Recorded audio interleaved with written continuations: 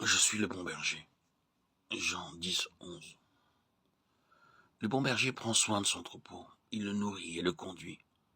Christ est notre pain de vie, mais il désire non seulement nous apprendre à nous nourrir de lui, mais également à être conduits par lui. Christ devient notre berger lorsque nous entrons en ligne et dans la voie de ces trois principes fondamentaux.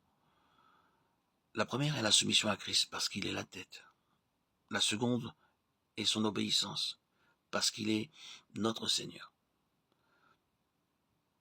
Et enfin la troisième est notre dépendance à Christ parce qu'il est notre vie.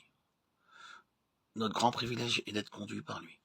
Le roi David fut capable de paître et conduire le peuple d'Israël parce qu'il a appris à être conduit par le Seigneur lui-même, ce qu'il apprenait sous la conduite sûre de la main de Dieu.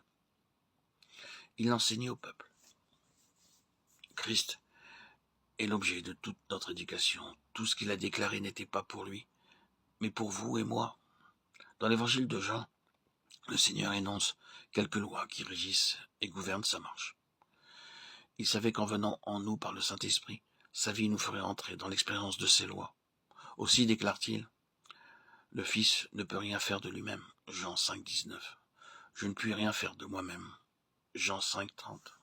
Ceci montre son absolue dépendance et obéissance au Père. De même, il nous faut reconnaître l'absolue souveraineté et seigneurie de Christ.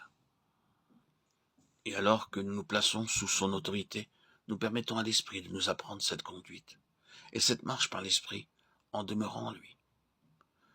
L'une des grandes leçons quand nous apprenons la marche par l'Esprit est celle de discerner la vie en nous, en ce qu'elle nous dit, quand elle nous approuve ou désapprouve. Savoir ce que dit la vie est l'une des marques de la maturité spirituelle. Si le Seigneur est dans une chose considérée, la vie suscitera de l'ouverture dans notre esprit. Nous enregistrerons un sens de vie. Nous serons approuvés, une liberté grandissante pour cette chose, une assurance, une certitude nous seront données par la vie. Un sens de complète approbation attestera que c'est la pensée de Dieu, et par le Saint-Esprit, le témoignage sera en nous, pour affirmer que c'est la volonté de Dieu. C'est là un aspect de l'expérience de sa vie, quand Christ est notre berger. Il nous conduit de son cœur intègre et de ses mains intelligentes. Psaume 118, 72.